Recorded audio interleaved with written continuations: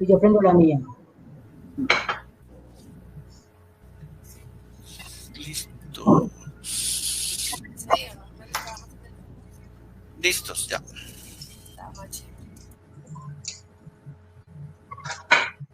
Muy buenas noches para todos. Reciban un cordial saludo en nombre del CEID, de Educadores Unidos de Caldas Educar. Bienvenidos a nuestro jueves pedagógico. El día de hoy tenemos un tema de interés para todos. Esperamos que sea de mucho provecho, que todos lo sepamos aprovechar y que como docentes, como gremio, estemos siempre prestos a defender nuestra Ley General de Educación. Tenemos en sala invitados muy especiales, pero los quiero dejar con Gladys Vamos, que va a ser nuestra moderadora en la noche de hoy. Tengan todos una feliz noche y bienvenidos. Muy amables. Muy buenas noches a todos presentes en la sala. El CEID en todos sus desarrollos ha propiciado los conversatorios con el fin de estimular el debate y la reflexión.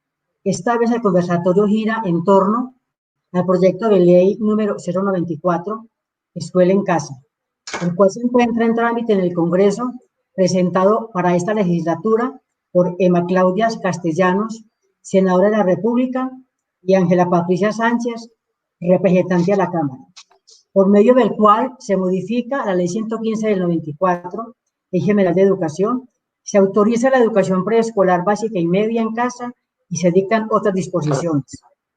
Lo pone en la consideración de los honorables miembros del Congreso de la República, teniendo en cuenta que el mismo preserva los principios constitucionales e internacionales de interés superior del niño, de salvaguardia de la institución familiar y de especial protección y garantía al derecho fundamental a la educación de los niños, niñas y adolescentes, específicamente en su criterio de disponibilidad, accesibilidad, adaptabilidad y aceptabilidad.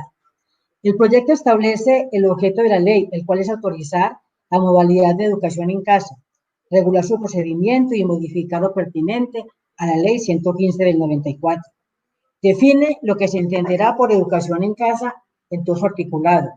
Modifica los artículos 2, 3, 10 y 46 de la ley 115 y adiciona los artículos 2 y adiciona parágrafos a los artículos 85, 104, 79, 88 de la ley 115 del 94. Preocupa que entre estas modificaciones y adiciones incluye dentro del servicio educativo la educación en casa, la prestación del servicio de educación en modalidad de educación en casa, establece la educación en casa como educación formal, regula la jornada académica de la educación en casa en 5 horas diarias, establece la calidad de bachiller para educador en casa con la promoción de la actualización y la capacitación de ellos, obliga a los establecimientos públicos y privados a brindar un plan de estudios individualizados para el estudiante en casa. Dice también que se debe otorgar el título de bachiller con igualdad de validez. Incluye la modalidad de educación en casa para población en condición de discapacidad. Es necesario recordar que la expedición de la ley 115 del 94 fue un importante logro de concertación entre el magisterio y el gobierno nacional, gracias al movimiento pedagógico impulsado por FECODE y acogido por la comunidad educativa nacional, que logró incluir en la agenda de las discusiones nacionales el tema de la educación con énfasis en el enfoque de derechos, la pedagogía y el papel central de los maestros. La Ley General abre puertas para buscar la realización de nuestro proyecto educativo institucional y el proyecto educativo pedagógico alternativo PEPAS. Es considerada la conquista histórica más trascendental del magisterio colombiano. Ahora bien, para reunir elementos que permitan la defensa de la escuela como ese espacio de socialización y formación, para defender la profesión docente, el derecho de los niños y niñas y jóvenes a formarse en el diálogo con el mundo y con nosotros, para defender lo público y evitar la privatización, para develar la génesis del proyecto de la Ley 094, hemos invitado a el vicepresidente de Educal, Héctor Fabio Rubio, y al doctor Marco Raúl Mejía, para que con ellos construyamos las rutas y miremos qué hacemos en unidad para defender la escuela, la educación y la estabilidad del maestro. Héctor Fabio Rubio es el vicepresidente de Educadores Unidos de Caldas. Es licenciado en Ciencias Sociales de la Universidad UPTC de Tunja, magíster en Ciencias Sociales. En la actualidad es el coordinador de Derechos Humanos del Departamento de Caldas y hace parte del nodo suroccidente de Derechos Humanos. Marco Raúl Mejía es uno de los pedagogos más reconocidos de Colombia y Sudamérica. Hoy disertará sobre el proyecto de ley 094, Educación en Casa. Doctor honoris causa en Educación de la Universidad Pedagógica Nacional, magíster en Educación y Desarrollo, licenciado en Filosofía y Letras de la Pontificia Universidad Javeriana de Bogotá. Fue asesor pedagógico y coordinador del equipo técnico nacional del programa Ondas de Conciencias, con una amplia experiencia en el trabajo educativo con sectores populares y marginados, así como una larga trayectoria en el fortalecimiento de proyectos educativos no institucionales en Colombia. Ha coordinado proyectos como Planeta Paz y ha estado trabajando en el Centro de Investigaciones y Educación Popular, CINEF. Impulsor del movimiento pedagógico desde sus inicios, y hoy hace parte del equipo coordinador de la Expresión Pedagógica Nacional y de la Movilización Social por la Educación, y viene trabajando en Expedición Eje Cafetero. Asesor y consultor educativo en varios países y de varias revistas internacionales de pedagogía. Ha publicado muchos libros sobre educación popular y sistematización y cientos de artículos en revistas pedagógicas, siendo sus dos últimos libros Educaciones, Escuelas y Pedagogías en la Cuarta Revolución Industrial, tomo 3, Educación Popular, Raíces y Travesías, de Simón Rodríguez a Pablo Freire. Por último, el profesor Marco Raúl Mejía viene investigando sobre las tecnologías y la educación. Gracias. Héctor Fabio, es de usted la sala.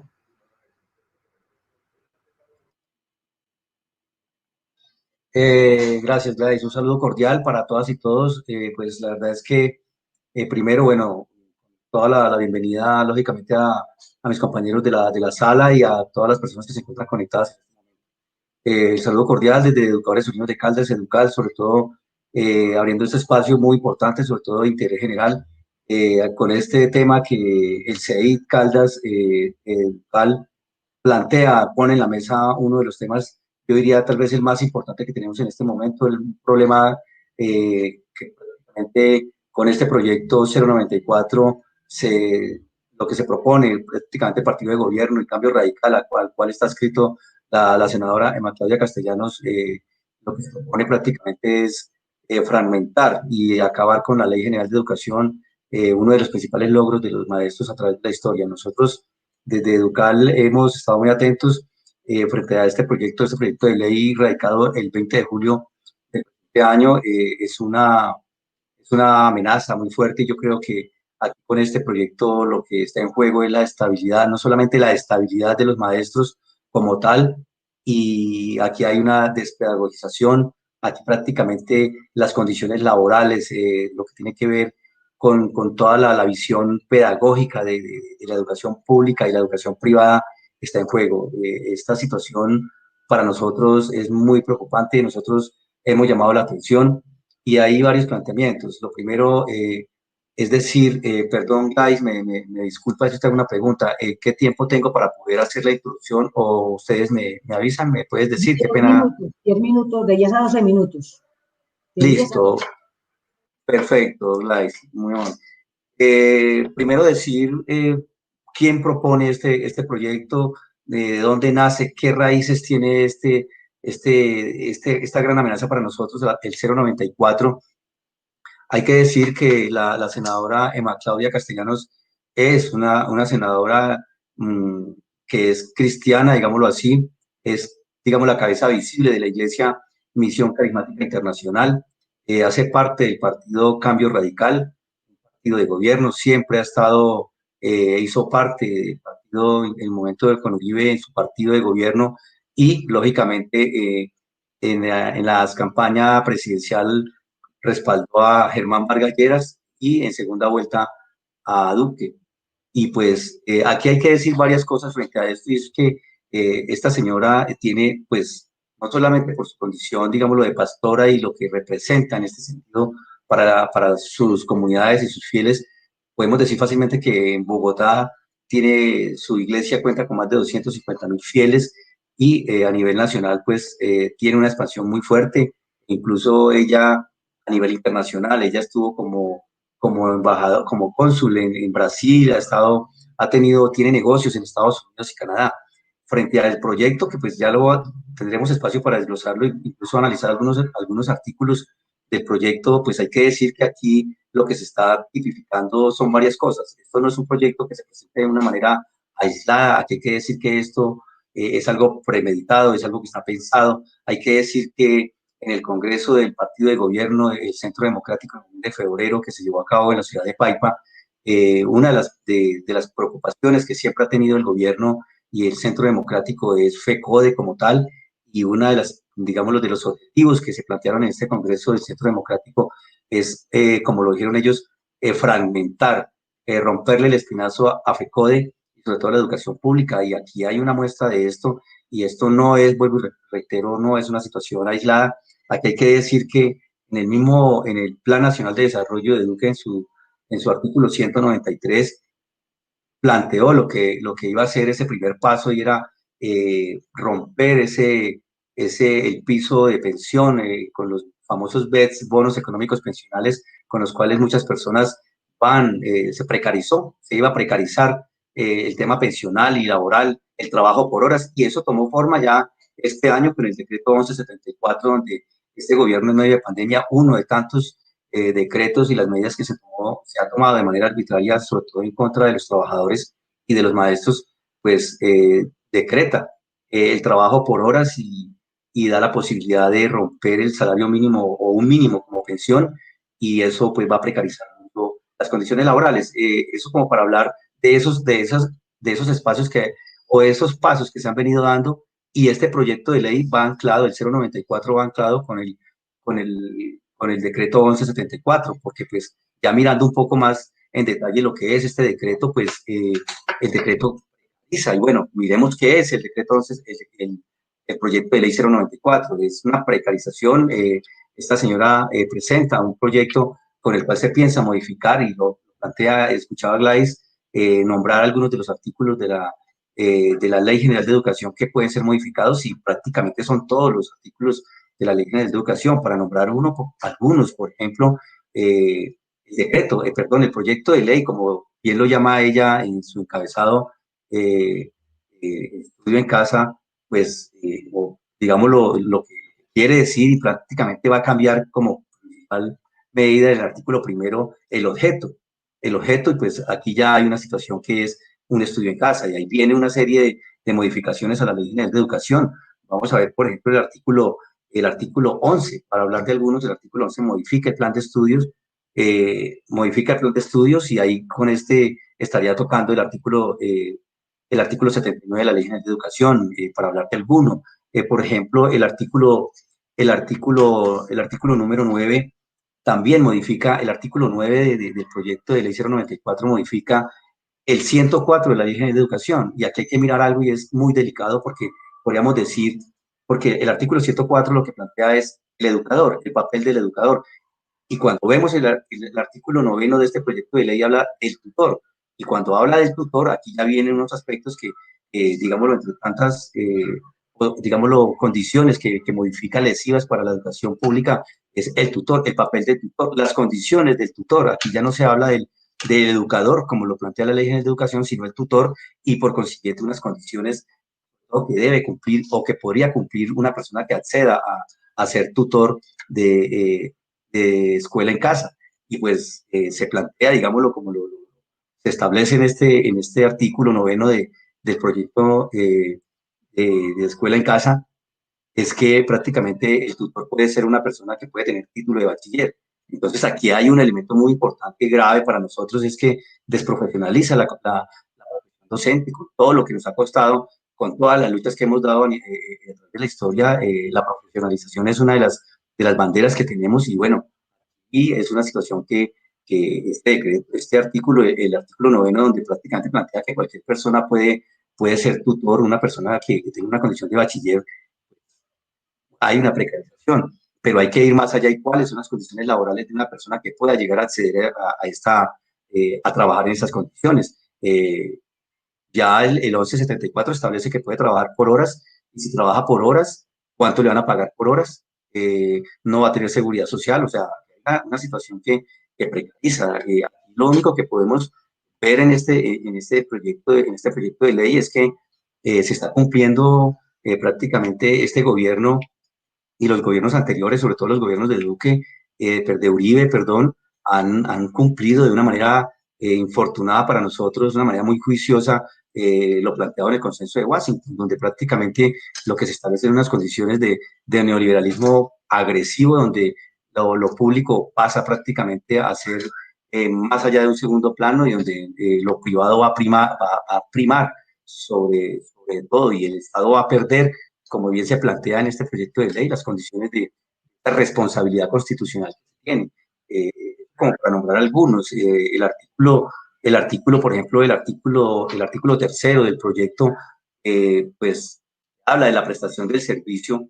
Aquí hay una cosa grave y es que en ese artículo tercero, cuando se habla de la prestación del servicio, plantea la posibilidad que las instituciones que presten el servicio puede ser de orden nacional, pero también puede ser de orden internacional.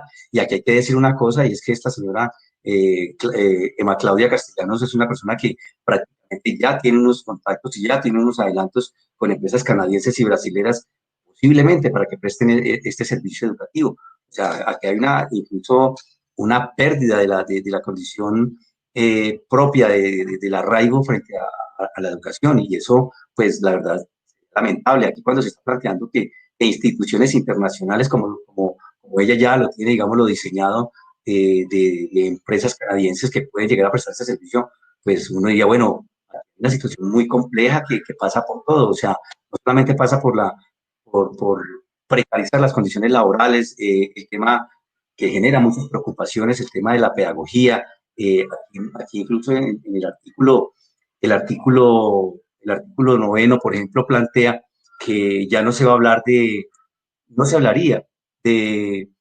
evaluación, se habla de calificación. Entonces, la Ley General de Educación plantea como una evaluación, como un proceso, y aquí desaparece ese proceso de evaluación, simplemente se habla de una calificación. O sea, son muchos los elementos que nosotros podemos recoger para decir que este proyecto de ley es tal vez la amenaza más fuerte y es la manera como el gobierno, de una u otra manera, frente a la petición de FECODE, de los maestros, frente a la modificación de la Constitución para modificar el sistema general de participaciones, a ese silencio, a ese retiro de las mesas de negociación con FECODE, pues la respuesta que da es esta. Un proyecto de ley de un partido prácticamente de gobierno, porque Cambio Radical se convirtió en un partido de gobierno, y pues aquí hay muchas reflexiones que decir frente a esto. Muchas personas, padres de familia, y a pensar que no, pero realmente muchos maestros en sus condiciones no sé, de decidir mal, han incluso acompañado estas candidaturas, a estos partidos políticos como que hoy nos tiene metidos en este problema. Yo la verdad lamento mucho esa posición. Nosotros no es para menos las preocupaciones que tenemos, y cuando nos preguntan, bueno, ¿qué se está haciendo desde FECODE? Bueno, ¿qué se está haciendo desde las organizaciones sindicales? Pues hay que decir aquí que la preocupación, bueno, las acciones pasan por varios niveles. Una acción primera es, digámoslo, esa acción administrativa y de seguimiento que pues FECODE con sus lobistas, con sus abogados, que han estado muy al tanto de los proyectos que se han estado radicando, y puntualmente desde que fue radicado desde el 20 de julio, pues ha estado muy atentos, y sobre todo, más que atentos, pues también es buscar y sobre todo hacer pedagogía con esos congresistas alternativos, con estos congresistas con los cuales tenemos algo de afinidad, y pues esa es una tarea que se ha ido haciendo desde FECODE, el lobby y lógicamente la pedagogía con los congresistas alternativos, que podemos decir que en el momento que entre en discusión este proyecto, pues vamos a tener, digamos, esa posición. Pero aquí hay que decir una cosa lamentable, y es que las mayorías no las tenemos nosotros en el Congreso, las mayorías están del partido de gobierno, y esa es una situación que para nosotros es muy compleja. Esa es una acción que se hace de FECODE. Otra acción que podemos decir, bueno, ¿cuál es la acción que se está generando también desde los sindicatos? Y esa acción que desde los sindicatos, bueno, estos talleres, estos conversatorios, esa pedagogía que tenemos que hacer con las comunidades, con los padres de familia y llegar a ellos para poder decir, hombre, aquí hay una situación que nos va a afectar a todos. Si hay padres de familia, unas comunidades que no tienen cómo sostener a sus hijos en los hogares, va a ser muy complejo que a futuro se empiece a plantear una educación permanente, escuela en casa, como lo plantea este proyecto de ley. Eso, la verdad esa es una de las labores que nosotros tenemos. Infortunadamente, este gobierno, en medio de pandemia, ha aprovechado la situación y se han presentado una serie se han aprobado muchas medidas, el decreto 74 y demás, que por cierto han lesionado las condiciones prestacionales y laborales de los trabajadores en Colombia. Pues la pandemia ha facilitado eso. Nosotros hemos hecho acciones y, por ejemplo, en la ciudad de Manizales hemos realizado 12 actividades entre plantones y caravanas y marchas, eh, para lo cual incluso salir al paso a todas las modificaciones que el gobierno ha venido haciendo, la arremetida que ha venido haciendo, pero podemos decir también que, pues, por muchas razones obvias, el miedo al contagio, el miedo a todo lo que ha significado esto, pues, ha impedido que las manifestaciones hayan sido contundentes, pues, por lo menos para poder decir, estamos listos para seguir, para hacer unas grandes movilizaciones. Esta situación, pues, ha ido en contra de nosotros y, bueno, esperaremos, no sé, pues, lógicamente, aparte de la pedagogía, pues, también convocar y esperar que los compañeros senadores que tenemos, amigos, pues, también puedan hacer su trabajo en el Congreso como ellos muy seguramente ya lo tienen dibujado. Eso como para hablar algo muy, Fabio, muy, falta un sí, minutico. perfecto, Vlad. Para decir brevemente y rápidamente que este proyecto es la principal amenaza que tenemos en este momento. Hay preocupaciones a lo largo y ancho del país. Los compañeros, todos los compañeros en condición de provisionalidad, los compañeros hoy, no solamente los compañeros provisionales, todos estamos preocupados por lo que se puede llegar a presentar si este proyecto llega a pasar en el Congreso. Eh, Muchas gracias, Gaby. Bueno, gracias, Héctor Fabio. Estamos convencidos que CODE, que somos todos, con su ejecutivo, y Educal, que somos todos, con su comité y su junta directiva, eh, sabrá llevar las discusiones y las propuestas para defender la escuela. No sin antes de presentar a nuestro invitado Marco Raúl Mejía, quiero saludar a los maestros que están a lo largo y ancho de todo el país. Están conectados maestros de la Normal de Santa Marta, de San Pedro Alejandrino, maestros de Río Sucio, de Viterbo, Manzanares, Flandes Tolima, de Villa María, de La Dorada, de Armenia, entonces, y de Manizales, por supuesto. Entonces, bienvenidos. Esto alegra y da la idea de que estamos interesados en formarnos, estamos interesados en construir líneas que nos permitan defender la escuela. Ahora queda con ustedes el doctor Marco Raúl Mejía, quien nos dirá esa génesis de ese proyecto, pero al igual nos trazará unas rutas de cómo hacer el trabajo como maestro desde la escuela, de nuestros territorios, con movimiento pedagógico, con FECODE y con Educal. Bienvenido, doctor Marco Raúl Mejía. Gladys, gracias. Gracias a los compañeros de Educal por la invitación. Un saludo especial al profe Héctor Fabio. Gracias por las reflexiones que ahí vamos entre todos y todas tratando de construir colectivamente este tiempo, porque es un tiempo, muchos me han escuchado decir que he sacado dos aforismos que me ilustran mucho este tiempo.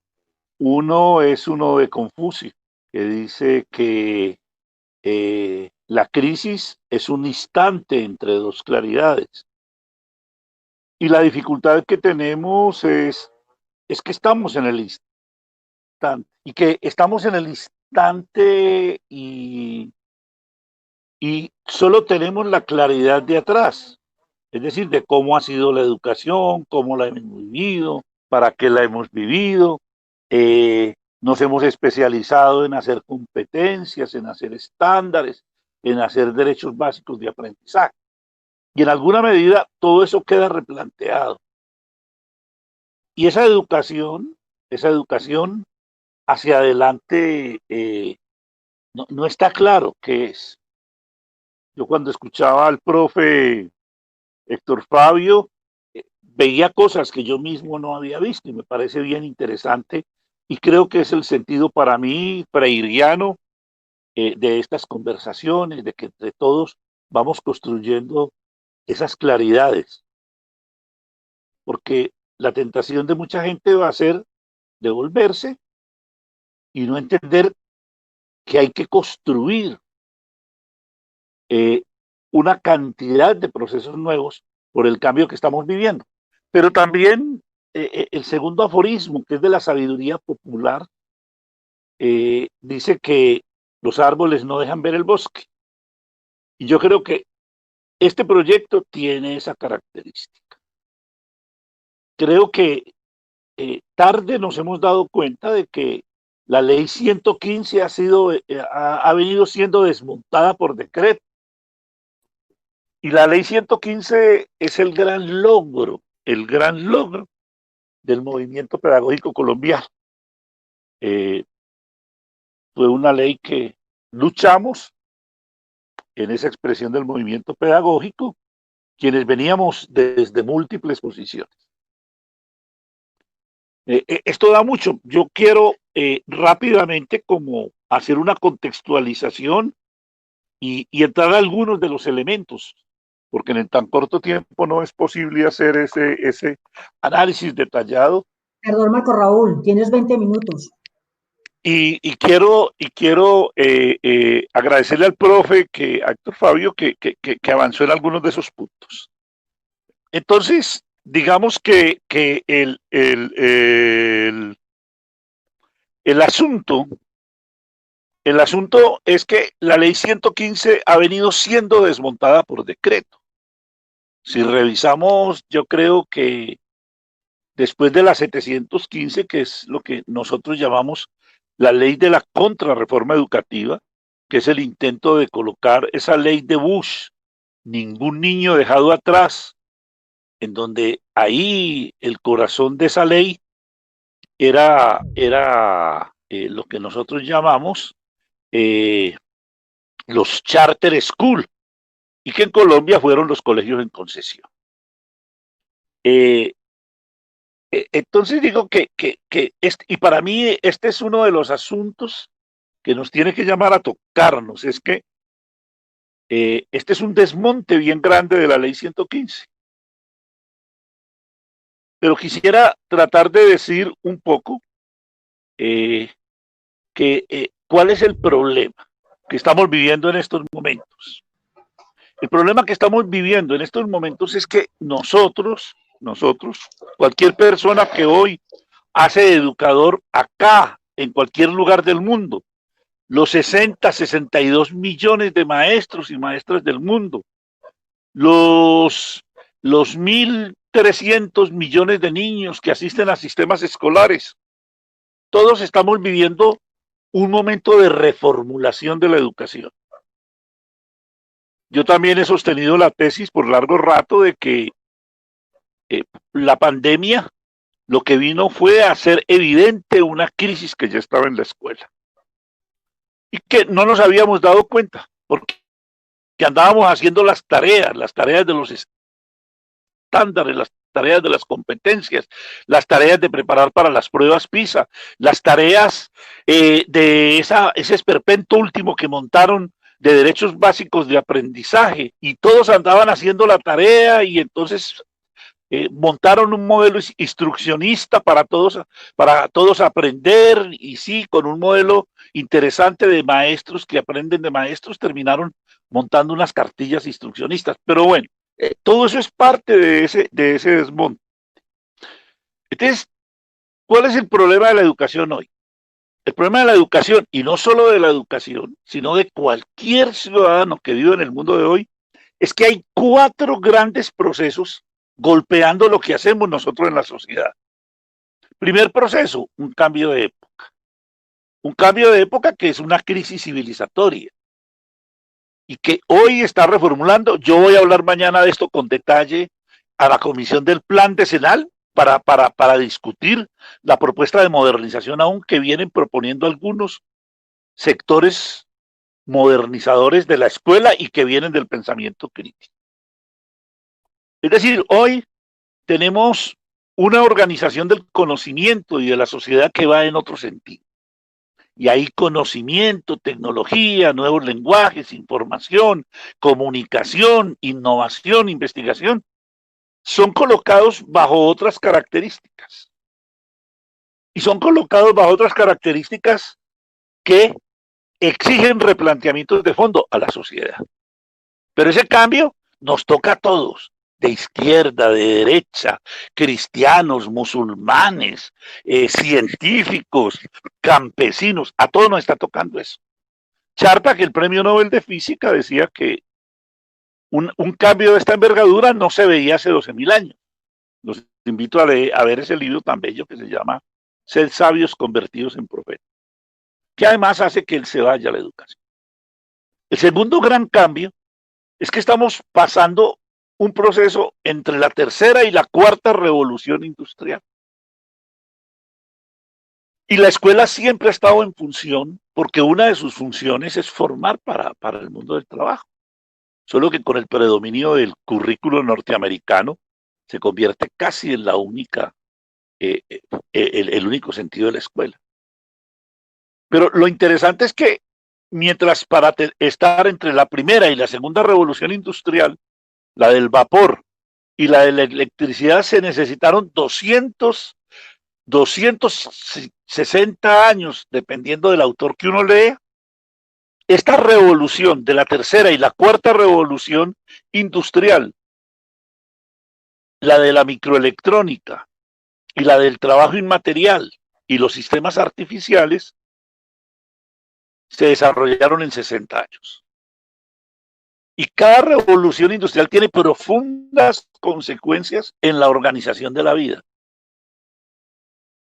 Pero no solo eso, sino que además, para poder tomar ese cambio de época y ese paso entre tercera y cuarta revolución, el capitalismo cambia de piel. Hay un nuevo desembarco del capitalismo en el mundo y se llama capitalismo cognitivo. Y entonces se vuelven importantísimos los trabajadores inmateriales. Por eso la profesión de maestro, maestra se vuelve tan importante, pero de otra manera, no como la veníamos ejerciendo. Y hay que decirlo así. Y ese capitalismo cognitivo, desde luego, entonces, aprovecha que hay un trabajo inmaterial, vuelve la ciencia fuerza productiva y toda su acumulación comienza a hacerse desde el conocimiento. Pero no solo eso, estábamos en medio de todo ese cambio y viene la pandemia y aparece como esa cuarta transformación, la pandemia. Y tenemos que darle respuesta a eso. Pero ojo, la educación nunca ha sido neutra. Eso es una ingenuidad que a veces algunos modernizadores se la llevan.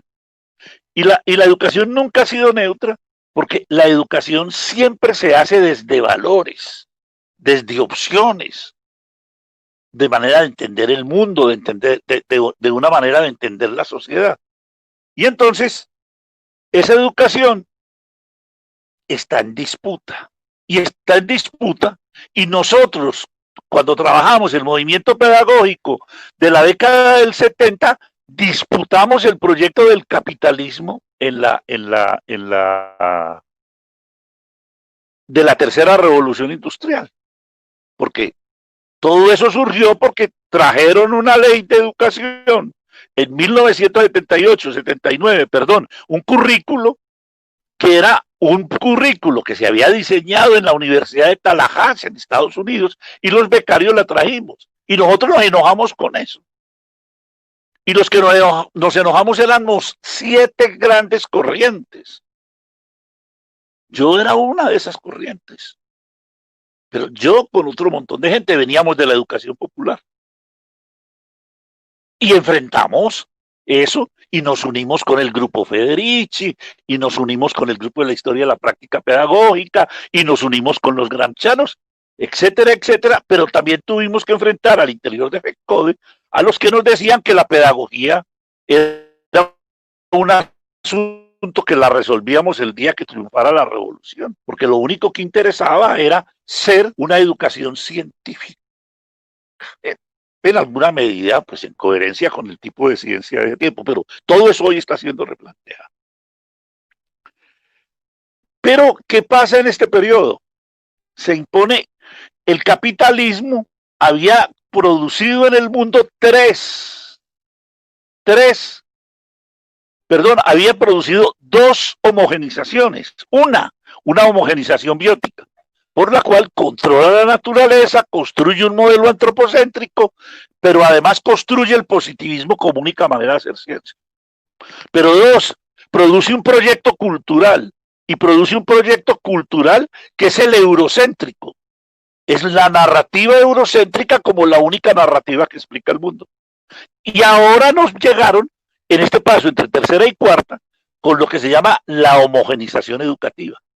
Por eso, hay un gran proyecto mundial, el del STEM norteamericano, con el acrónimo S, Ciencias Naturales, T, Tecnología, E, Ingeniería, M, Matemáticas, y leer y escribir, porque eso es lo que se necesita en ese mundo de la globalización, decían ellos cuando se iniciaba esto. Y por eso el Banco Mundial comienza a dirigir la educación, y por eso se hacen en el mundo, en 30 años, se hacen 193 leyes de educación. Nuevas leyes de educación para cambiar eso. Pero ahí pasa algo simpático, y es que en ese proceso de disputa nosotros logramos con la ley 115 ganar cosas muy progresistas, pero se comenzó a dar un asalto a la pedagogía. Y esto es muy importante decirlo porque hay compañeros que todavía con política profundamente subversiva a la pedagogía.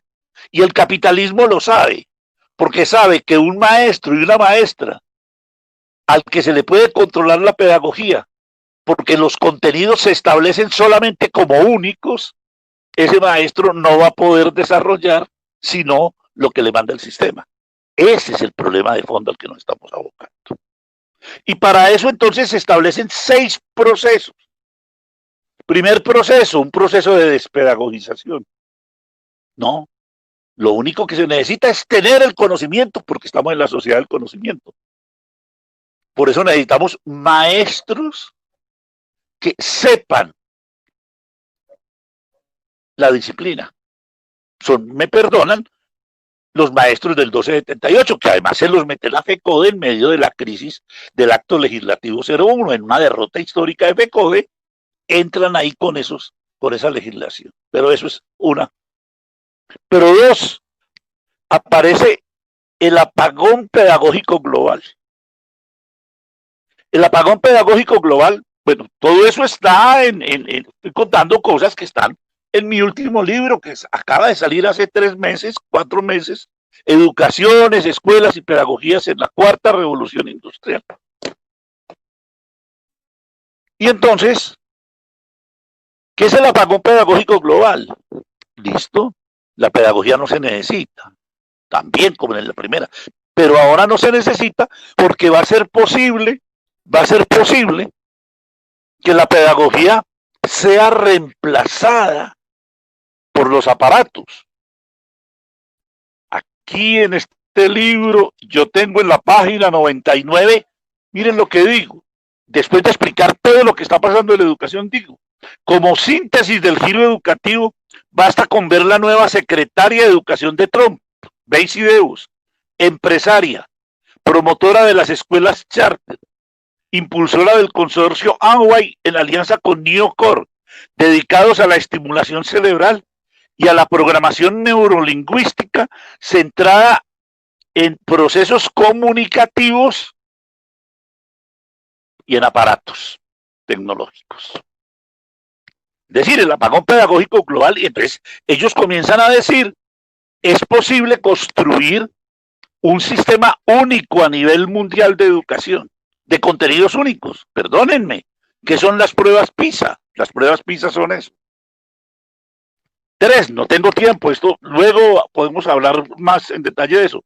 3, aparece un proyecto del BIT en América Latina que se llama aprendizaje inverso, aula inverso, y la financian. Y paralelo a eso, la Samsung regala unas cosas que llaman aulas inteligentes, aulas tecnológicas. Y se comienza un proceso de experimentación.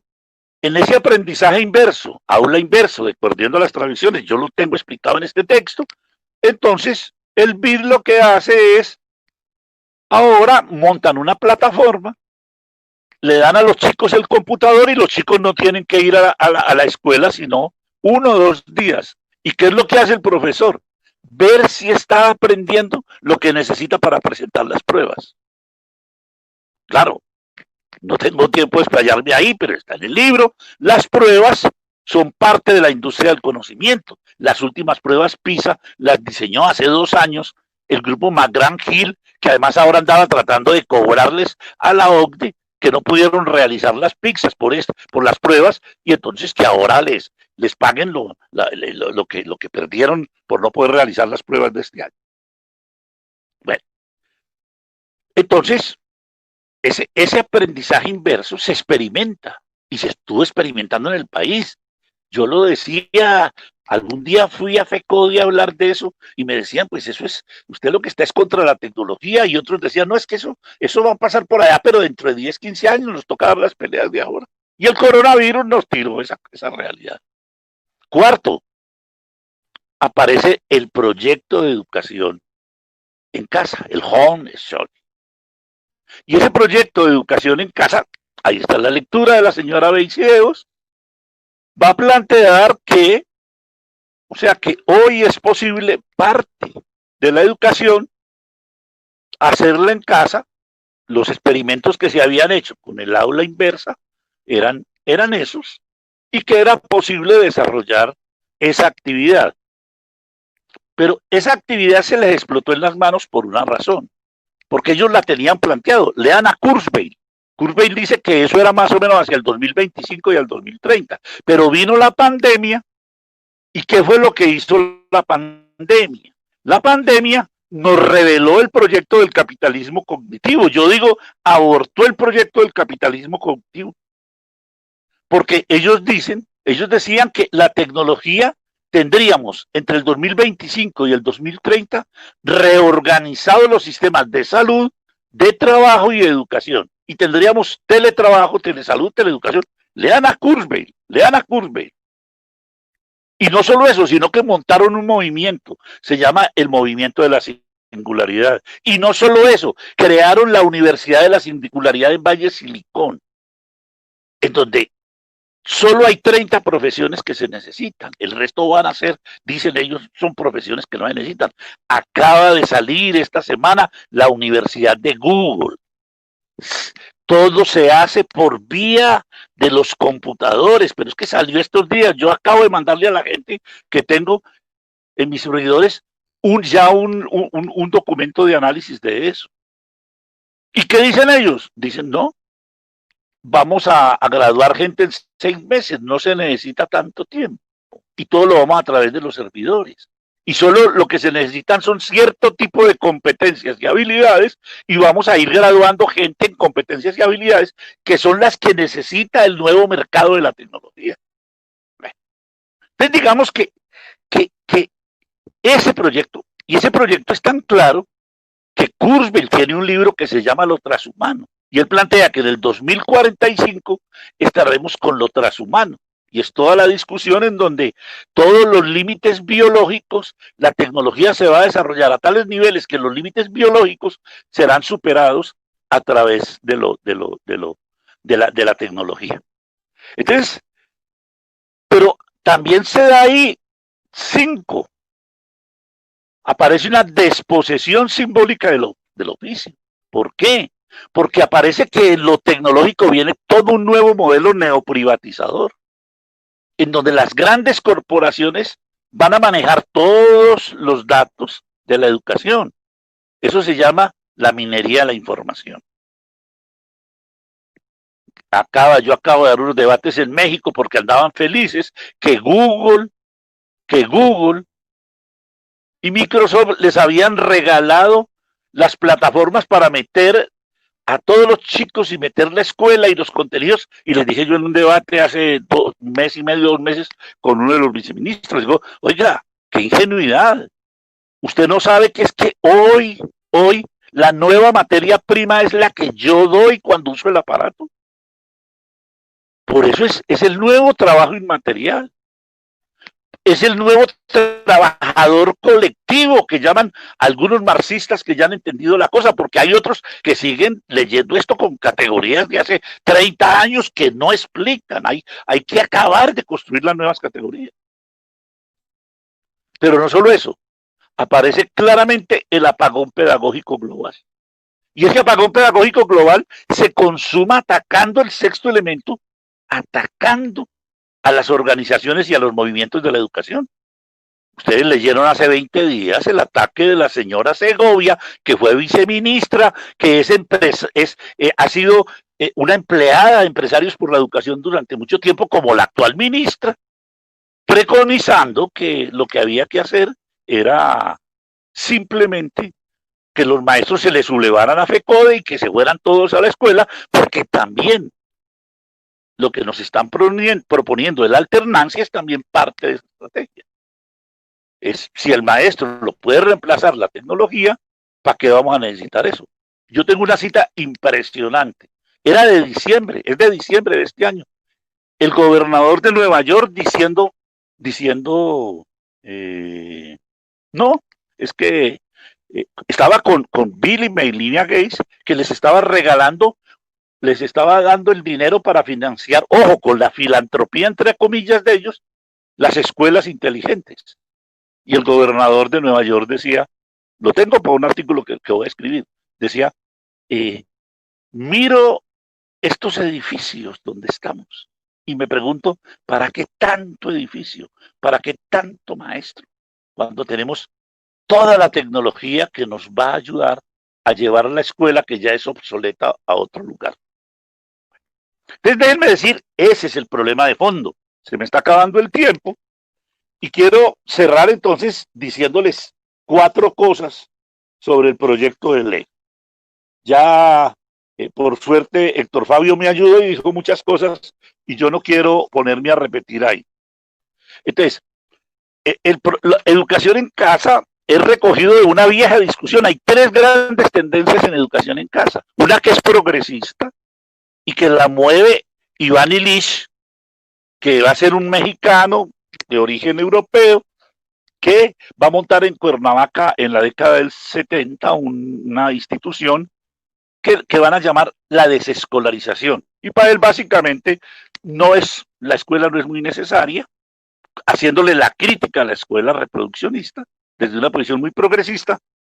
Y entonces ellos plantean que es necesario encontrar otras maneras de escuela. Otro día, con tiempo, podemos hablar de eso. Existe una segunda posición que es la posición del grupo del Tea Party de Estados Unidos. Ese grupo plantea claramente, a mí me tocó un debate en algún seminario que estuve por allá y escuché a una de estas personas decir, oiga, ¿para qué? El gran problema que tuvimos en Estados Unidos es que nos tocó entregarle nuestros hijos a unos desconocidos que llaman maestros, que no son de nuestra clase social. Es necesario, es posible comenzar ya a experimentar una educación que no necesite mucho los edificios, no necesite mucho los maestros. Ahí vuelve toda la vaina del neoliberalismo de educación, porque algunos dicen que es que se está yendo. No, viene reforzado para educación. Entonces, esas tendencias, entonces, ¿qué hace? ¿Qué encuentra usted en el sintetizando para cerrar? Que me parecía, por eso yo digo, los árboles no dejan ver el bosque. Yo he escuchado gente del magisterio dando la discusión sobre el oficio de maestro, pero del maestro tradicional. La discusión de que vamos a perder lo público, pero no estamos planteando la nueva forma de lo público. De la pedagogía, pero no estamos planteando no estamos planteando cuál es la alternativa que le tenemos a las pedagogías en tecnología. Señalo 5 cosas rápidas. 1. Como está redactado el proyecto de ley, hace que la educación se vuelva un servicio. Y recoge la parte neoliberal que había en la ley de educación, porque no era una revolución por decreto y no la iba a dar el sistema. Por eso toman ese artículo del servicio, lo reelaboran y lo redactan de tal manera que la educación queda subsumida al Tratado de Libre Comercio. En el Tratado de Libre Comercio se dice que cualquier servicio, y como educación es un servicio, podrá ser prestado por servidores internacionales siempre y cuando garanticen el mismo nivel y garanticen un menor costo. Claro, una de las características del capitalismo cognitivo es la escala en el conocimiento. Y esa escala en el conocimiento tiene una característica, es que el conocimiento en la plataforma no se desgasta. Y entonces usted tiene una escala. A usted le sale más barato hacer. Si usted ya tiene un colegio y tiene 2, y tiene 3, y tiene 4, usted puede bajar los costos y discutir con cada cosa. Yo lo estoy diciendo a la gente de universidad, perdónenme, pero en maestrías va a ser más barato tomar una maestría del MIT, de Harvard, que de una universidad colombiana, porque en la privatización y en la crisis de la educación pública, a la universidad colombiana le pusieron a que se sostuviera con las maestrías y la posgraduación, y le tocó casi colocar unos precios privados. Y ahora van a venir todos estos. La universidad va a vivir una crisis profundísima. El que no se prepare ahí va a pasar una crisis profunda. Porque el lugar donde están haciendo el dinero, ahora se lo van a tomar los internacionales, porque el Tratado de Libre Comercio dice que lo pueden prestar con un servicio. Entonces, ojo con eso. 2, es garantizar que ese servicio puede ser prestado por una nueva asociación de colegios internacionales. Y una serie de asociación de colegios internacionales, lo dice, el decreto lo tiene regadito, yo lo tengo ahí señalado, pero el tiempo no me da. Muestra claramente cómo lo puede prestar siempre y cuando se ajuste a lo que pide el ministerio, a la Secretaría de Educación, y tenga el aval. Lo dice, yo me río porque mucha gente dice, no, lo que están metiendo es la posibilidad de que el Gran Colegio Internacional de Canadá, por ejemplo, sea el que valide eso que se está haciendo. Porque ese colegio, porque van a entrar por la vía del Tratado de Libre Comercio, van a entrar a organizar eso. Pero no es solo eso. Esto va a garantizar la entrada al país y ténganse los calzones también los colegios privados, porque va a permitir la entrada de ciertos colegios internacionales. Y colegios internacionales que garantizan el inglés, colegios internacionales que, como se va a trabajar con tecnología, garantizan el uso de la tecnología. Está en el decreto, hay que leerlo bien despacio. 3, si ustedes ven cómo está redactado lo del maestro, porque está redactado el de acá, pero es que el de acá lo que tiene que tener es el bachillerato, es una precarización, ya lo decía el profe Héctor Fabio, es una precarización total del oficio de maestro, pero con una característica bien particular. Es que él tiene que estar en relación al colegio. Y ese colegio puede ser el internacional. Y esa organización de ese colegio va a ser ese colegio internacional. 4, va a parecer claro, también yo lo tengo señalado, no tengo en estos momentos tiempo por el tiempo, es que se abre a que la educación pueda ser prestada desde una plataforma y un servidor.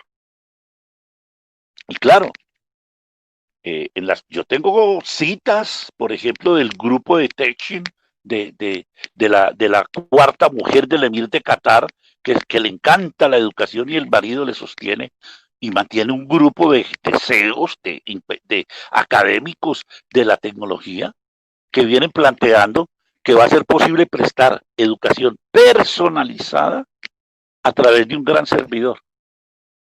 Y que va a ser personalizada y que para eso no van a necesitar sino psicólogos, programadores y tecnólogos. Por eso en algunas universidades,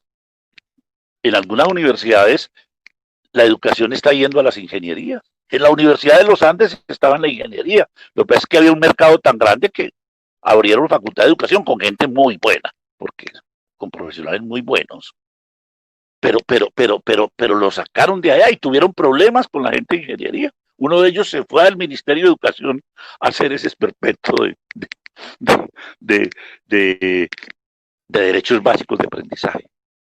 Entonces, digamos que vamos a estar ahí frente a un asunto, y es que la plataforma y el servidor comienza a reemplazar a la escuela física y al país.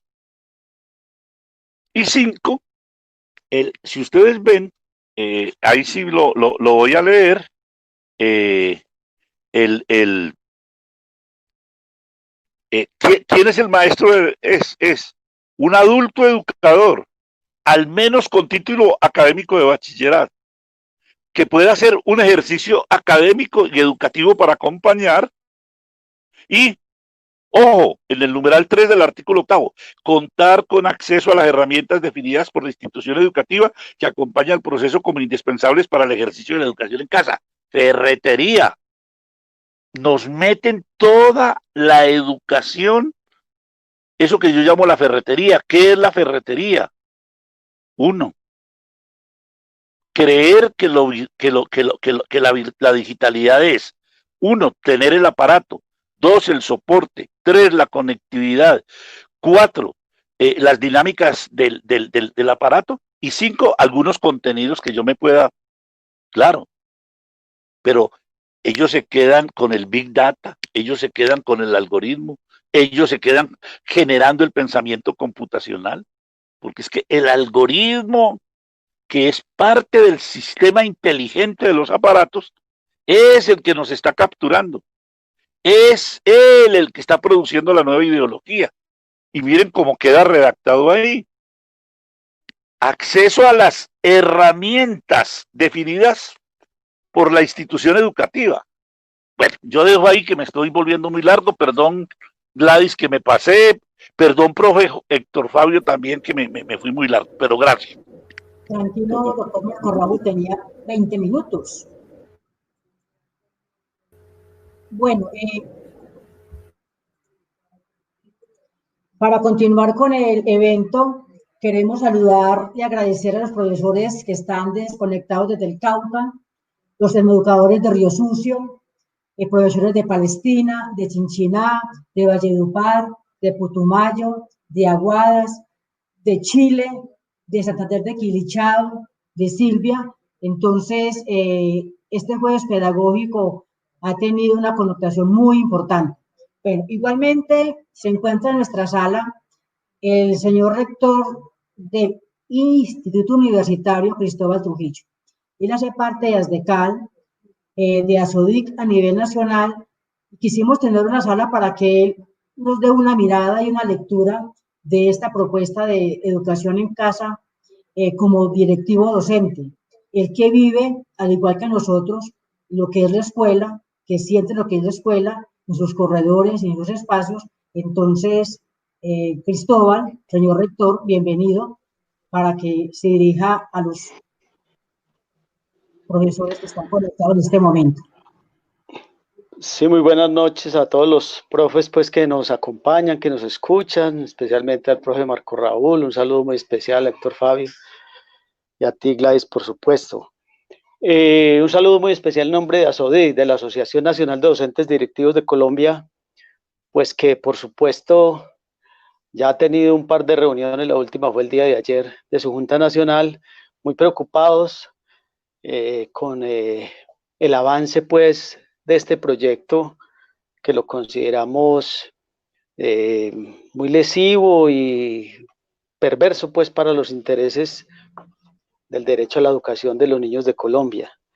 Como lo anotaba el profe Héctor Fabio, creemos que es en este momento la preocupación más sentida. Tenemos muchas dificultades, tenemos muchos problemas, pero la amenaza más grande, discutíamos ayer en Junta Nacional, que atravesamos en Colombia, la escuela, los maestros y los niños, es precisamente la intencionalidad y lo que subyace en este proyecto de ley 094, que como bien le escuché en alguna oportunidad al profesor Marco Raúl, termina siendo inclusive más grave que la propia ley 715, y eso es mucho que decir, porque todos hemos padecido las consecuencias nefastas de esta ley, y siendo que es eminentemente instrumental. Este proyecto de ley 094 es un proyecto de intenciones medulares, porque arrasa con los más caros y sensibles intereses de la escuela, con su esencia pedagógica y por supuesto con la profesión docente. Se está vendiendo con unos sofismas que preocupan. Nosotros pues escuchábamos y leíamos la intervención en el diario El Espectador de la ingeniera Ana Paulina Maya, autora del libro Si el colegio no existiera. Y ella comenta pues que lleva 17 años educando a sus 3 hijos en casa, y habla pues maravillas del modelo, pero entonces nos hacíamos muchas preguntas porque ¿será que el hogar de ella representa el hogar promedio de los niños que asisten a las escuelas públicas en Colombia? Hay las condiciones para practicar todas las actividades, hay los escenarios, hay el equipamiento, hay inclusive la posibilidad de no trabajar, cuando lo normal de los padres de familia, lo normal de los hogares en Colombia es que los niños pues tengan que estar en la escuela o solos en casa porque los papás tienen que salirse a rebuscar en muchas ocasiones en la economía informal, porque pocos son los que pueden asistir al trabajo formal. Nos preocupa muchísimo porque creemos que la escuela, la esencia de la escuela es el encuentro, la construcción del conocimiento social, del pensamiento crítico social, y no la instrucción, el aprendizaje de alguna destreza, de alguna habilidad o aún de alguna disciplina. Creemos que el proyecto apunta a construir una escuela sin pedagogía, pero también al diseño de un maestro sin profesión. Esto va en contravía totalmente a lo que son las grandes luchas del magisterio. Esto es una amenaza medular a lo que son las intenciones de lo que nos queda de la ley 115 del 94, pues bien conocida por todos como una de las leyes más progresistas de América Latina. Nosotros nos hemos declarado en alerta en la Asociación Nacional de Docentes Directivos. Muchos compañeros están conectados en este ejercicio, que además lo creemos muy pertinente. Y como bien dice el profesor Marco Raúl, pues los educadores del país estamos llamados a movilizar las comunidades, no sin antes conocer y alfabetizarnos y pedagogizarnos sobre lo que significa este proyecto, y a generar entre todos una gran masa crítica para que este proyecto cuente como se lo merece, con el repudio, con el descontento de todo el pueblo colombiano y especialmente del país educativo. Desde la Asociación Nacional de Docentes Directivos de Colombia presentamos un saludo a todos los maestros directivos del país. Nos declaramos en estado de alerta y estamos dispuestos, y así lo decidimos en el día de ayer, a utilizar y a emplear toda nuestro músculo institucional, académico, político, financiero, para emprender un plan de acción que lleve al país, por supuesto en compañía de todos los sindicatos, de las agremiaciones, de las asociaciones de padres, de las asociaciones de estudiantes, porque no podemos seguir impávidos para que nos rediseñen y nos reconstruyan la escuela aquellos que no la habitan, aquellos que no la padecen, porque precisamente somos nosotros los que a diario padecemos las reformas lesivas que de manera inconsulta se vienen gestando a lo largo y ancho del país y que no responden y no consultan precisamente a los intereses fundamentales de los niños de Colombia. Muy gratos por la invitación, muy complacidos de estar aquí, de escuchar las disertaciones que hemos encontrado, y la Asociación Nacional de Docentes Directivos de Colombia se declara como un aliado de todas aquellas fuerzas, de todos aquellos movimientos que quieren generar una oposición a las nefastas intenciones del proyecto de ley 094. Gracias, señor rector Cristóbal. Bueno, hay una pregunta para el doctor Marco Raúl Mejía. La presenta la profesora Ana María Velázquez. Dice, en Manizales se escucha bastante sobre la implementación de la educación 4.0. ¿Cree usted que nuestra ciudad esté preparada para este modelo?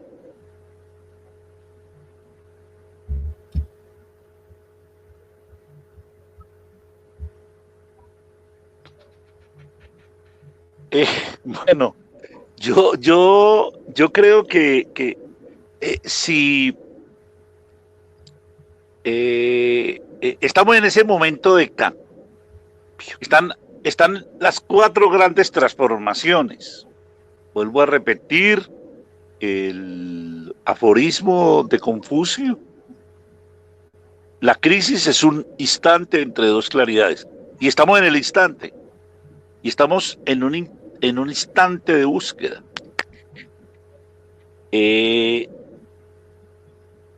Hay muchas propuestas. Miren, les voy a leer las 2 citas para que se den cuenta que por aquí las tenía. Eric Smith,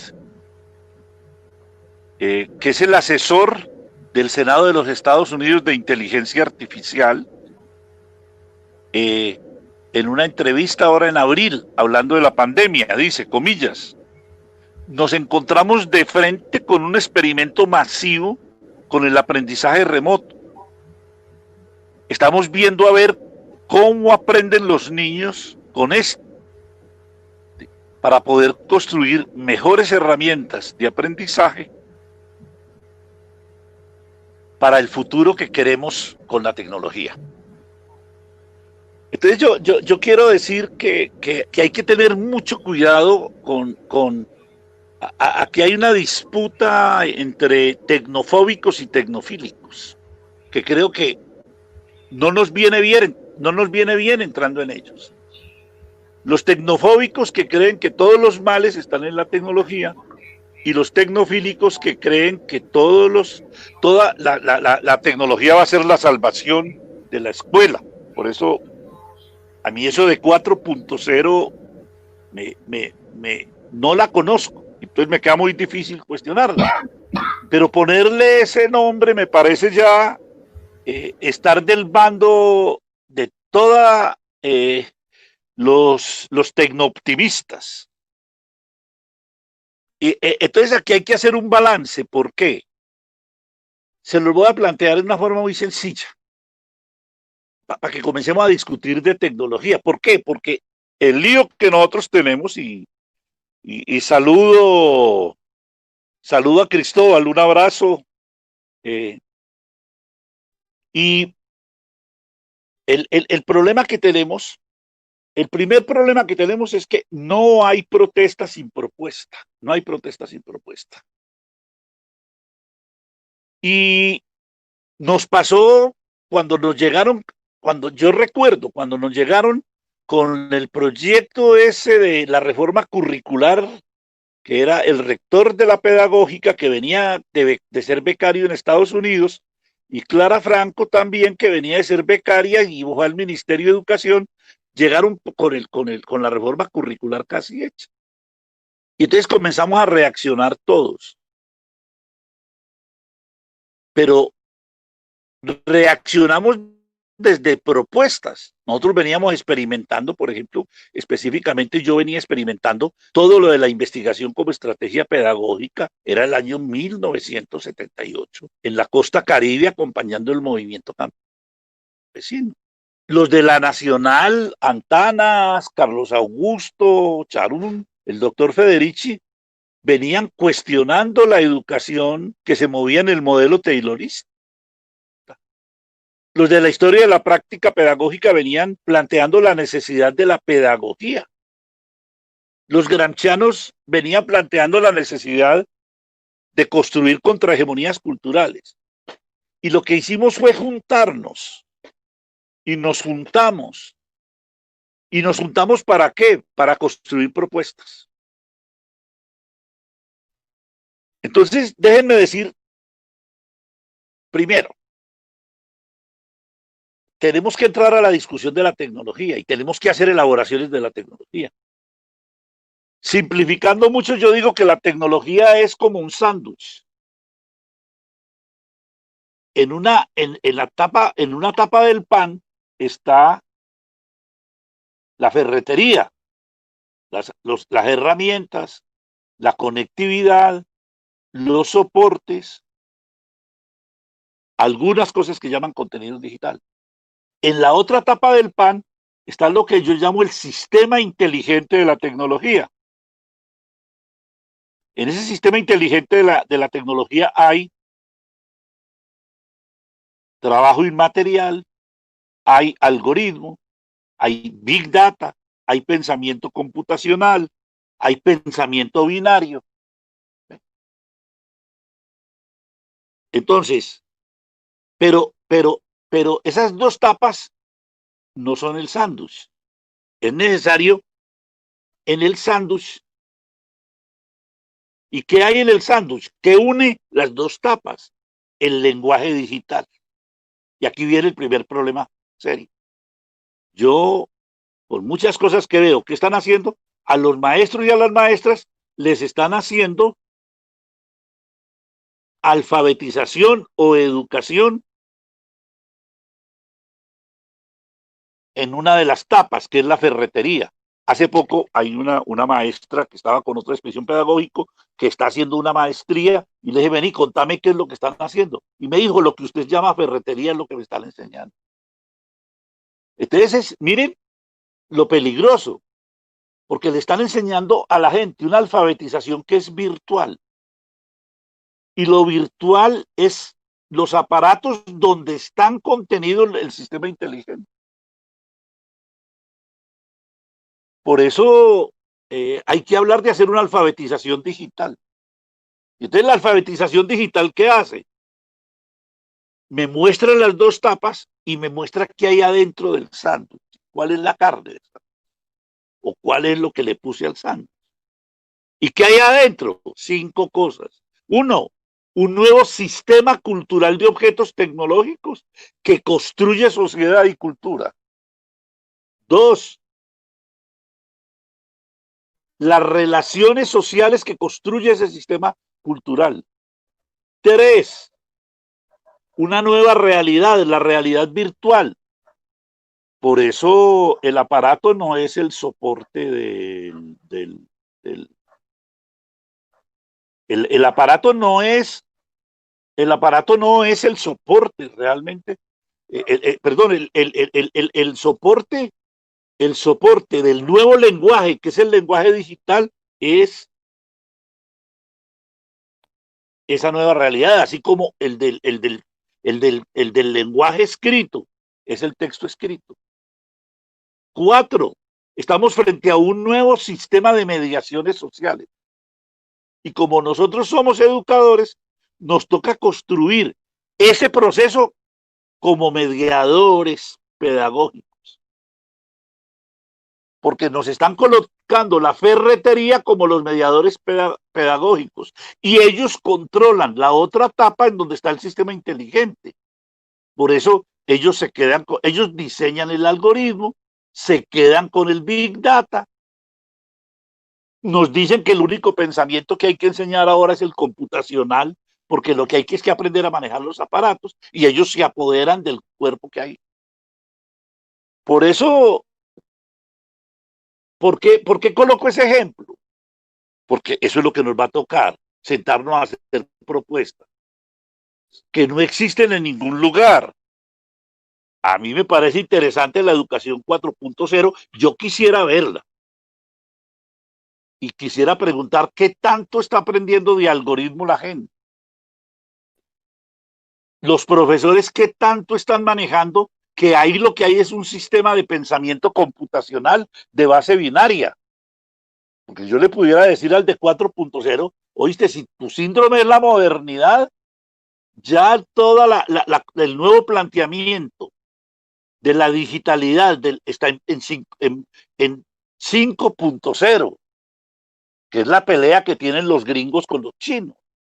Entonces, el problema no es de síndrome de modernidad. El problema es, uno, no hay protesta sin propuesta. En este tiempo hay que tener cuidado con el tipo de sindicalismo o el tipo de protesta donde terminemos siendo luditas del siglo XXI. Y a veces uno los encuentra. Entonces, el enemigo es la tecnología, ¿no? Acuérdense que los luditas en la primera revolución industrial eran obreros que las máquinas del vapor los dejaron sin trabajo, se metieron en la noche a destruir las máquinas porque las estaban dejando sin trabajo. Y Marx les dijo, ustedes no los están dejando sin trabajo las máquinas, los están dejando sin trabajo las relaciones sociales que se construyen a partir de las máquinas para dominar y controlar. Entonces, y aquí lo digo, ya, juntémonos, montemos el movimiento pedagógico para la cuarta revolución industrial. Yo fui a muchos sitios de este país con Antanas Mockus, antes del movimiento pedagógico y después ya cuando estaba en FECODE, porque el movimiento recoge, son dinámicas sociales, no es, crea, la genialidad de Abel en su momento fue darse cuenta que había que juntar a todos los que en ese momento criticábamos, así no estuviéramos de acuerdo. Ustedes saben, yo tuve muchas diferencias con Abel, por concepciones políticas, estábamos en dos campos distintos, pero la grandeza de Abel fue ser capaz de juntar 7 grandes concepciones, la masa crítica que había de educación en ese momento del país y poner a pensarla. Por ejemplo, yo fui a muchos sitios con Antanas Mockus a trabajar cómo se producía el fenómeno del taylorismo y cómo lo que había en la propuesta de la ley de educación era taylorismo venteado y era instruccionismo. Pero ahora no estamos leyendo eso, no estamos trabajando eso. Entonces, yo le tengo miedo a que hagamos una actividad reactiva y terminamos haciendo un sindicalismo que no sirve para proponer educación. Por eso es la hora de que otra vez el movimiento pedagógico se ponga al mando de la construcción de ese proyecto. Entonces, vamos a discutir. Yo sí quisiera entrarle a la educación 4.0 para ver qué es lo que hay ahí, porque es que no le tenemos miedo a entrar ahí. Pero sepamos que estamos en un momento en donde tenemos que reinventar la escuela, reinventar la educación. El capitalismo tenía programado venir por la escuela. Les acabo de leer en Cuomo y en Smith. Claro, es que tienen 60 millones de trabajadores en el mundo y a los que no les interesa sino la ganancia, pero no tienen un proyecto educativo ni de ser humano, listo. Y todos esas corrientes neoliberales, pues economicémonos todos esos salarios, si los puede reemplazar un gran servidor. Y no vamos a tener que gastar en edificios. Vamos a mantener ahora los edificios, vamos de pronto a construirlos bien, les vamos a dar conectividad. Pero por eso la pedagogía se vuelve subversiva en este tiempo. Pero la tenemos que reinventar, no está en ningún lugar. Por eso en la Expedición Pedagógica Nacional se balbucean ideas de geopedagogías. las nuevas pedagogías que están siendo construidas, con las nuevas realidades tecnológicas, con los territorios, porque es que también aquí hay mucha gente con el síndrome de modernización y viven pensando en cómo copiamos, y ahí sí repito lo del maestro Echandía, que era tan sabio. Hay mucha gente que anda muy confundida, decía el maestro Echandía, que vive en Cundinamarca y cree que vive en Dinamarca.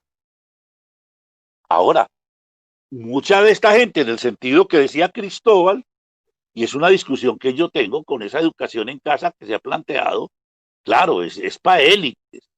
O sea, lo que pasa es que ellos vienen diciendo que con el buen, y lo dice, yo tengo las citas textuales del grupo ese de París, de la cuarta mujer del emir de Qatar, que dice, no, es que vamos a hacer un gran servidor y no vamos a necesitar maestro. Pero el maestro se tiene que hacer indispensable. Por eso yo vengo diciendo, es necesario reinventar el movimiento pedagógico. Pero ese movimiento pedagógico va a comenzar a ser reinventado cuando ahora los maestros y las maestras, al volver a sus instituciones, tengan claras las 6 preguntas de la pertinencia educativa. Ahí tengo, por ejemplo, yo diferencias con Luis Bonilla, que es gran amigo mío de Venezuela, que desecha la pertinencia porque el síndrome de modernidad, pues hay que, de tecnología. La primera pregunta, el maestro lo va a tener que aclarar. ¿Para qué ser maestro y hacer escuela en este tiempo?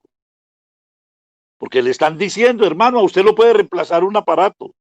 Le están diciendo, hermano, van a aparecer unos sistemas inteligentes, unos programas inteligentes donde usted ya necesita más. San Google sabe más que usted. ¿Usted para qué?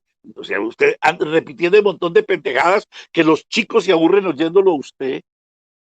El maestro se tiene que reinventar.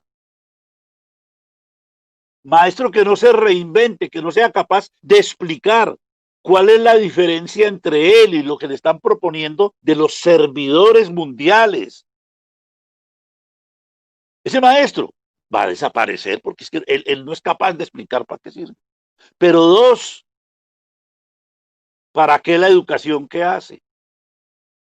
¿Para qué ser maestro en este mundo? Es decir, ¿cuál es su proyecto de ser humano?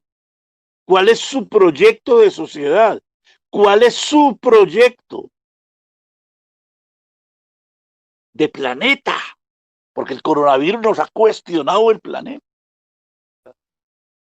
3, ser maestro, ¿para qué? ¿En dónde?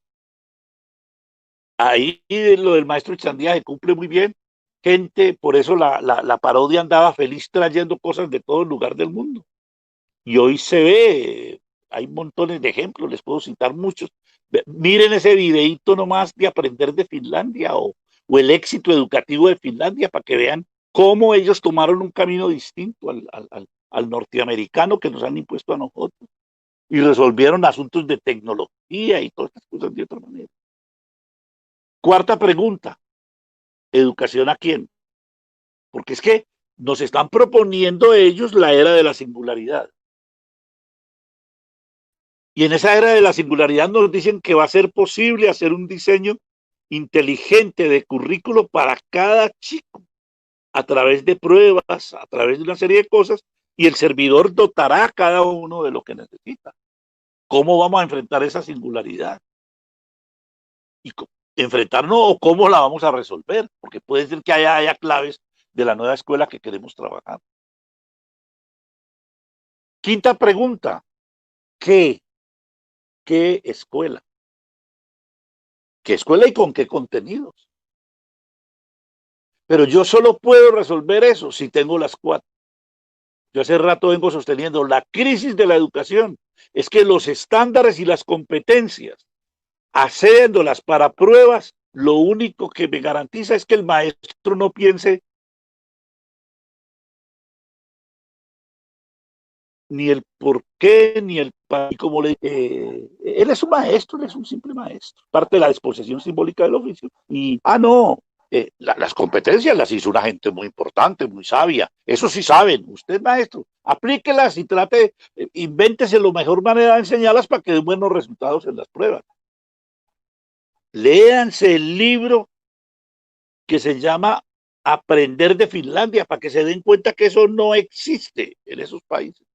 Porque como le colocan a uno horizontes internacionales, hace poco les decía yo en un debate, bueno, yo les traigo lo de Finlandia, si para usted el problema es internacional, comparemos el fenómeno learning de Finlandia, que es la última reforma educativa del 2014, con el STEM que está proponiendo el Ministerio de Educación. Pero a eso hay que entrarle con debate, y hay que entrarles con rigor, y hay que desmontarles eso. Pero eso significa la construcción del nuevo intelectual colectivo. Y cuando digo intelectual colectivo me refiere a los maestros y a las maestras que están pensando la sexta pregunta. ¿Cómo? ¿Cómo?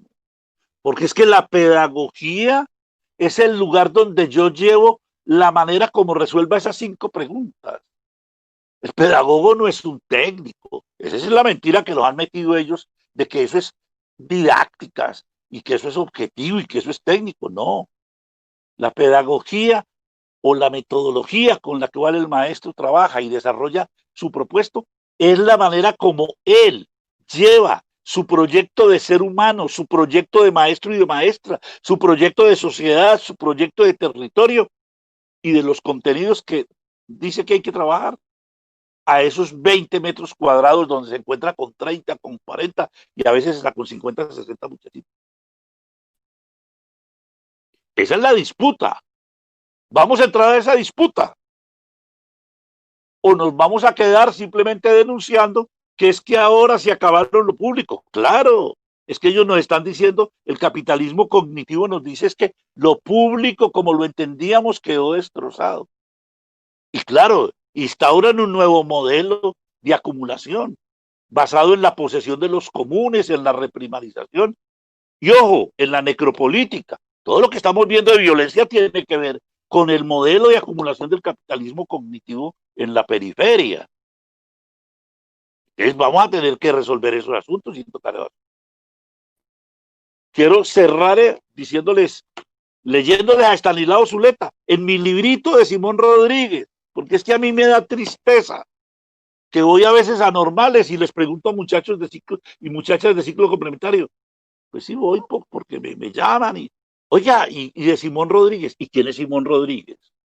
O en facultades de educación donde no saben quién es Simón Rodríguez o Paulo Freire. Y uno dice, pues bueno, claro, eurocentrismo venteado. Y Estanislao Zuleta, otro de nuestros sabios, nos decía sobre la educación. Está en este libro de Simón Rodríguez. La educación es un campo de combate. Combate en el sentido de que mientras más se busque la posibilidad de una relación humana de las gentes que se quiere educar, más estorba el sistema. Por el contrario, mientras más se oriente la educación a responder a las demandas impersonales del sistema, más se contribuye a su sostenimiento y a su perpetuación. Repito, la educación es un campo de combate. Los educadores tienen un espacio abierto allí y es necesario que tomen conciencia de su importancia y de las posibilidades que ofrecen. Claro. ¿Ustedes creen que un maestro y una maestra que no se ha respondido las preguntas de la pertinencia, qué va a llegar a hacer ahora la escuela? Lo mismo que hacía. Y lo mismo que hacía porque no ha podido procesar, porque sigue siendo ese maestro de la repetición que lo tenemos. Porque es que a veces nos entra el sentido de gremio y nos entra el sentido de cuerpo y no nos damos cuenta que hay mucha gente que no ha pensado los problemas de la educación. Es la hora de pensar los problemas de la educación colectivamente, todas, todos. No hay respuestas, pero las vamos a construir colectivamente. Y las vamos a construir colectivamente en la nueva masa crítica que en este país se prepara para construir el movimiento pedagógico del siglo XXI. El movimiento pedagógico que, recogiendo la masa crítica, construye la escuela, no que nos propone el capitalismo cognitivo como nos lo propuso en la tercera revolución industrial, con la reforma curricular en 1978, 79, que además la querían hacer en medio de todas las peleas del estatuto docente. Esa es la invitación. Nos toca reinventarnos, nos toca reinventar la escuela. Y será una reinvención colectiva que hará el capitalismo o lo haremos nosotros si somos capaces de conformar esa masa crítica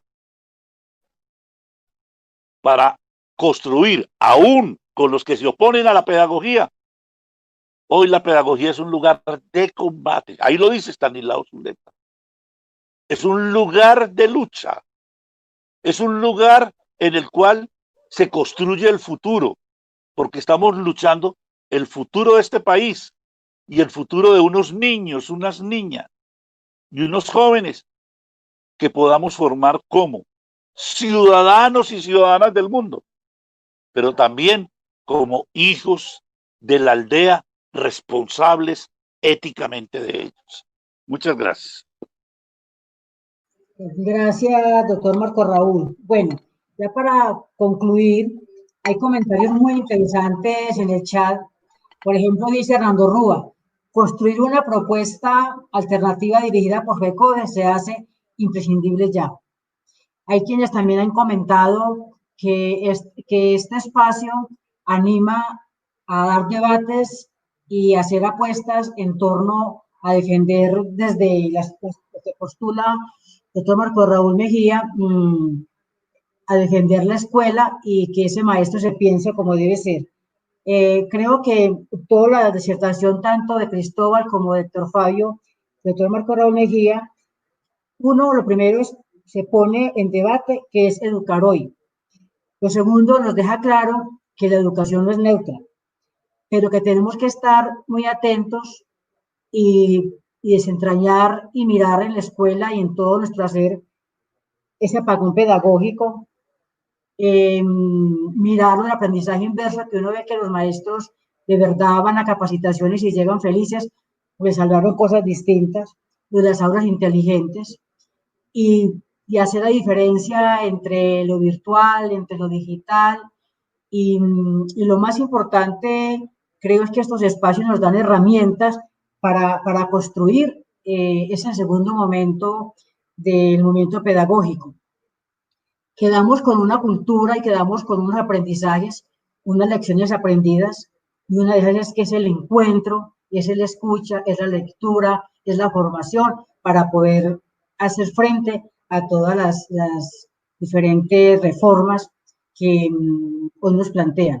La Ley General de Educación, con avances, también con ciertas cosas ambiguas, como es no quedar consagrado el derecho a la educación y no como un servicio, pero corresponde defender lo que en ella hay, autonomía escolar, la definición de lineamientos curriculares, los objetivos de la educación, y hacerle frente para defender la educación, la Ley General de Educación, toca nuevamente leernosla, apropiarnos de ella, para así poder responder las preguntas que hoy nos plantea el doctor Marco Raúl Mejía.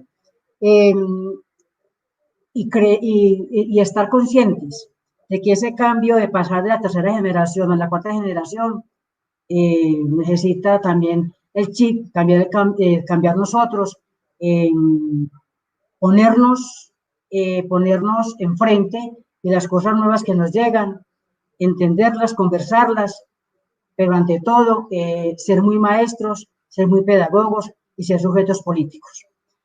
Muchas gracias, compañeros, muchas gracias, Marco Raúl, muchas gracias, Cristóbal, muchas gracias, Quique, compañeros del CEID, muchas gracias, y estos espacios los seguiremos propiciando, porque son muchas cosas que nos quedan por hablar, por construir en torno a la escuela, en torno a la docencia, en torno a la comunidad educativa y en torno a nuestro sindicato. Vuelvo y repito, que CODE somos todos, EDUCA somos todos, y ahí estaremos dando la discusión en el lugar que es, como es, defendiendo la educación, como se debe hacer. Quique, por favor, cierra. Gracias, Gladys. Muy amable, muchas gracias al doctor Marco Raúl, a Cristóbal, a Héctor Fabio, a todas las personas que se conectaron. Esperamos que nos sigan acompañando. La invitación se las extendemos de una vez para nuestro próximo jueves pedagógico, en el cual vamos a tener temas de interés. Nos queda como tarea enfrentar una lucha ardua por la defensa de la ley general, por volver a reinventar y por volver a resignificar todo lo que es nuestra profesión.